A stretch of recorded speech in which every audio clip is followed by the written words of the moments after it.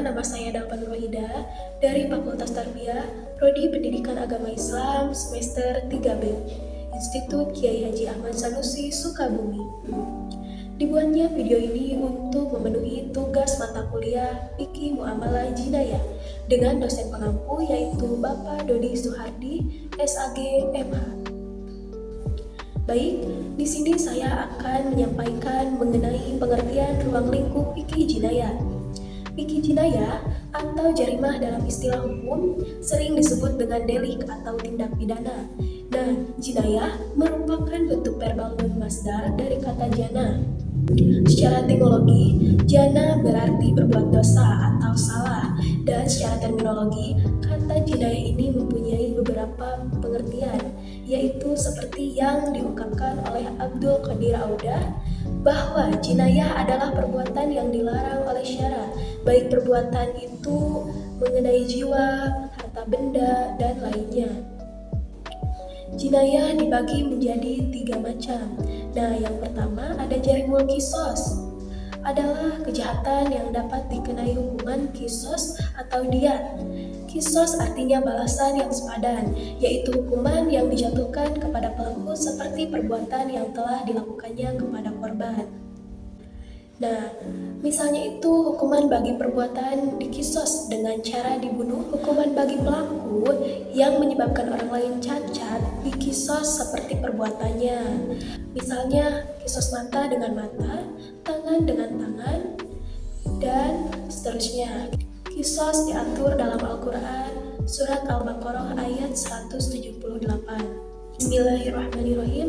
Ya ayyuhallazina amanul kitaba alaikumul qisasu fil qatla al-hurru bil hurri wal abdu bil abdi wal unsa bil unsa wal unsa bil unsa faman ufiya lahu min akhihi syai'un fattiba'u bil ma'rufi wa ada'un alaihi bi ihsan. Zalika tahfifun min rabbikum wa rahmatun faman itada ba'da dzalika falahu azabun alim.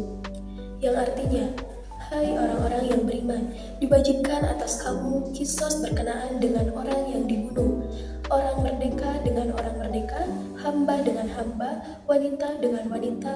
Maka barang siapa yang mendapatkan pemaafan dari saudaranya, hendaklah yang memaafkan mengikuti dengan cara yang baik, dan hendaklah yang diberi maaf membayar dia kepada orang yang memberi maaf dengan secara yang baik pula. Yang demikian itu adalah suatu keringanan dari Tuhan dan suatu rahmat. Barang siapa yang melampaui batas sesudah itu, maka baginya siksaan yang pedih. Begitu. Sedangkan diat itu adalah ganti rugi akibat dari suatu perbuatan pidana. Jinayah misalnya, orang yang membunuh dengan tidak sengaja dihukum dengan diat berupa memerdekakan hamba sahaya dan membayar 100 ekor unta kepada keluarga korban. Diat diatur dalam Al-Quran surat An-Nisa ayat 92. Bismillahirrahmanirrahim. Wa ma qatala mu'mina hatta fatahriru raqabatin mu'minatin wa rahmatun muslimatun ila ahli. Artinya, dan barang siapa membunuh seorang mukmin karena tersalah, hendaknya ia mendekatkan seorang hamba sahaya yang beriman serta membayar diat yang disertakan kepada keluarganya. Yang kedua ada jarimul had, adalah kejahatan yang dikenai had atau hudud. Yang ketiga ada jarimul takjir, adalah kejahatan yang dapat dikenai takzir. Lalu selanjutnya, ruang lingkup fikih jinayah itu yang pertama ada tindak pidana yang dapat dikenai kisos atau diat. Tindak pidana yang termasuk dalam jinayah dan dapat dikenai kisos atau diat adalah pembunuhan. Definisi pembunuhan ini adalah perbuatan yang menghilangkan nyawa orang lain. Gitu. Lalu selanjutnya, pembunuhan pada asalnya itu terbagi menjadi 2 ya. Yang pertama ada pembunuhan yang diharamkan seperti pembunuhan karena permusuhan. Yang kedua, pembunuhan yang hak atau diperbolehkan seperti pembunuhan dalam perang atau pembunuhan terhadap orang murtad yang diperbolehkan hukum. Nah, pembunuhan yang termasuk tindak pidana ada 3 macam. Yang pertama ada pembunuhan dengan sengaja. Pembunuhan yang disengaja adalah pembunuhan yang diniatkan atau direncanakan dengan menggunakan alat atau cara yang dapat menyebabkan orang lain terbunuh, dan pelakunya memikul dosa besar atau kabair. Begitu. begitu. Nah, hukum kisos adalah alat untuk melindungi nyawa manusia dari kematian yang tidak dikehendakinya, sebagaimana firman Allah dalam Quran surat Al-Baqarah ayat 179. Bismillahirrahmanirrahim. Walakum bil qisasi hayatun ya ulil albab la'allakum tattaqun.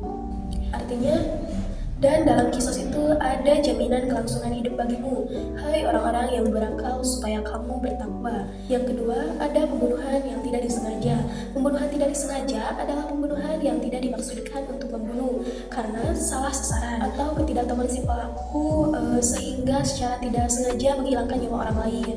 Pelaku membunuh ini tidak dikenakan kisos, melainkan diwajibkan membayar diat saja dengan cara memerdekakan hamba sahaya dan memberi 100 ekor unta kepada keluarga atau ahli waris korban. Yang ketiga, pembunuhan seperti sengaja. Pembunuhan seperti sengaja ini adalah pembunuhan yang dilakukan tidak sengaja dan tidak menggunakan alat, dan cara yang dapat membunuh dan yang secara kebiasaan tidak dimaksudkan hendak membunuh.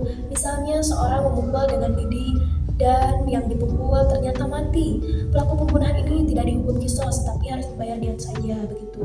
Lalu, keadilan dalam melaksanakan had. Tindak pidana yang dapat dikenai had adalah yang pertama ada zina, homoseksual, lesbianisme, dan bestialisme. Zina termasuk dosa besar dan harus dihukum sesuai dengan ketentuan hukum had. Ada dua macam kategori berzina, yaitu zina yang dilakukan oleh orang yang pernah menikah apabila terbukti dikenai hukuman setinggi-tingginya atau rajam ya. Sedangkan bagi pelaku zina yang belum pernah menikah, hukumnya dipukul jilid 100 kali pukulan dan diasingkan selama 1 tahun. Lalu yang kedua ada menuduh zina atau kadzab. Menuduh berzina kepada orang lain apabila tuduhannya itu tidak bisa dibuktikan, maka penuduh dapat dikenai hukuman 80 kali pukulan. Dan yang ketiga itu mabuk ya. Mabuk khamar adalah minuman yang diharamkan. Hukuman yang diberikan kepada si pemabuk itu adalah hukuman jilid selama 40 sampai 80 kali. Lalu yang keempat ada mencuri. Pencurian adalah mengambil barang milik orang lain tanpa izin pemiliknya secara sembunyi untuk dimilikinya. Hukuman bagi pelaku pencurian apabila dapat dibuktikan di pengadilan adalah potong tangan, sebagaimana firman Allah dalam Quran surat Al-Maidah ya. Yang artinya itu laki-laki yang mencuri dan perempuan yang mencuri, potonglah tangan keduanya.